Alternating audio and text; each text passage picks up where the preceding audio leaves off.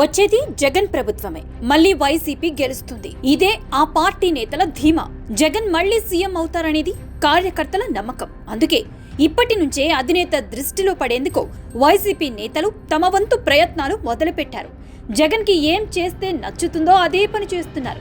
జగన్ కి దగ్గరయ్యేందుకు నానా పాట్లు పడుతున్నారు. దాడులకు తెగబడుతున్నారు. వ్యక్తిగత దూషణకు దిగుతున్నారు.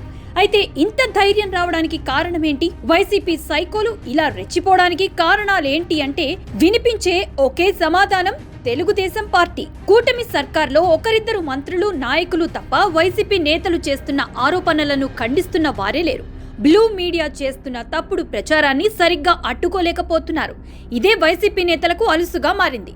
వైసీపీ మాజీ ఎంపీ గోరంట్ల మాధవ్ని పోలీసులు అరెస్టు చేశారా అంటే అవునని అంటారు అంతా. కానీ ఇందులో ఎలాంటి నిజం లేదనేది వాస్తవం. నిజానికి గోరంట్ల మాధవ్ స్వయంగా అరెస్ట్ అయ్యారు. అంతే తప్ప ఆయనని పోలీసులు అరెస్టు చేయలేదు. అదేంటి అంటే లోతుగా పరిశీలిస్తే అదే నిజం కూడా. పెద్ద ప్లాన్ తోనే గోరంట్ల మాధవ్ అరెస్ట్ అయ్యారనే విషయం ఇప్పుడు పొలిటికల్ సర్కిల్లో హాట్ టాపిక్. అదెలా అంటే గోరంట్ల మాధవ్ నోటిదూల గురించి కొత్తగా మాట్లాడుకోవాల్సిన అవసరం లేదు. అసలు గోరంట్ల మాధవ్ పేరు చుట్టూ వివాదాలే. టీడీపీ మాజీ ఎంపీ జేసీ దివాకర్ రెడ్డి చేసిన వ్యాఖ్యలకు కౌంటర్ తో మాధవ్ వెలుగులోకొచ్చాడు. పోలీసు ఉద్యోగం చేస్తున్న మాధవ్ నాడు పోలీసులపై జేసీ వ్యాఖ్యలకు ఘాటుగా బదిలిచ్చారు.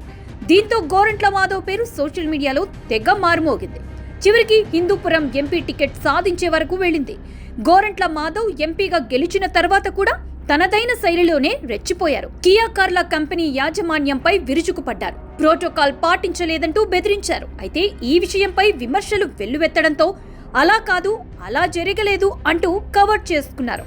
ఇక ఎంపీగా హిందూపురం నియోజకవర్గానికి ఏం చేశావంటే సున్నా అనే సమాధానమే వస్తుంది. కానీ మీడియాలో కనిపించేందుకు ప్రతిరోజు తాపత్రయపడ్డారు. చివరికి పార్లమెంట్లో పొగబాంబు దాడి జరిగితే చేసిన వ్యక్తిని అందరూ పట్టుకున్నారు. కానీ చివర్లో గోరంట్ల 2 బెంచీలు ఎక్కి దూకుతున్న వీడియో బయటికి రావడంతో నేనే పట్టుకున్నా పోలీసు ఉద్యోగంలో ఉన్నప్పుడు నేను చేసిన సాహసాల వల్లే నేను బాంబును లెక్క చేయలేదు అంటూ ఎలివేషన్ ఇచ్చుకున్నారు. ఇక గోరంట్ల మాధవ్ అనగానే అందరికీ గుర్తుకొచ్చేది nude video call.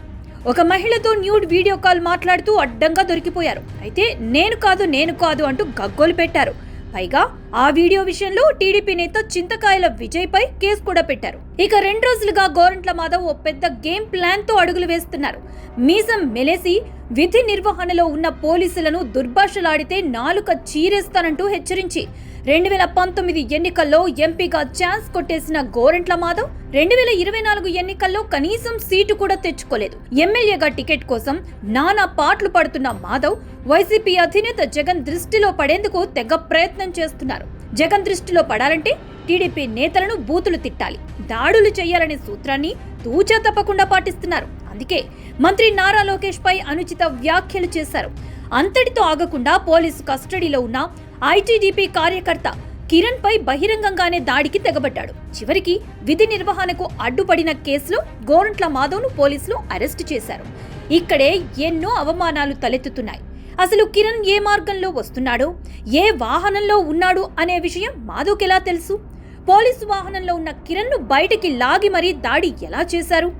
Gorantla Madhav దాడి చేస్తుంటే పోలీసులు ఎందుకు అడ్డుకోలేదు? ఇవే ప్రశ్నలు ప్రస్తుతం సోషల్ మీడియాలో వైరల్ అవుతున్నాయి. అరెస్ట్ అయితే పార్టీ అధినేత దృష్టిలో పడతాం, అలాగే మీడియా కూడా బాగా ఫోకస్ చేస్తుందనేది మాధవ్ ప్లాన్. అందుకే ఇలా నోటికొచ్చినట్లు వ్యాఖ్యలు చేయడం, దాడులు చేయడం అనేది కూడా గేమ్ ప్లాన్ అంటున్నారు రాజకీయ విశ్లేషకులు. పక్కా స్కెచ్ తోనే గోరంట్ల మాధవ్ అడుగులు వేస్తున్నాడని, టార్గెట్ ఎమ్మెల్యే టికెట్ సాధించటమే లక్ష్యంగా టీడీపీ నేతలు, కార్యకర్తలపై దాడులు చేస్తూ అనుచిత వ్యాఖ్యలు చేస్తున్నట్లు తెలుస్తోంది.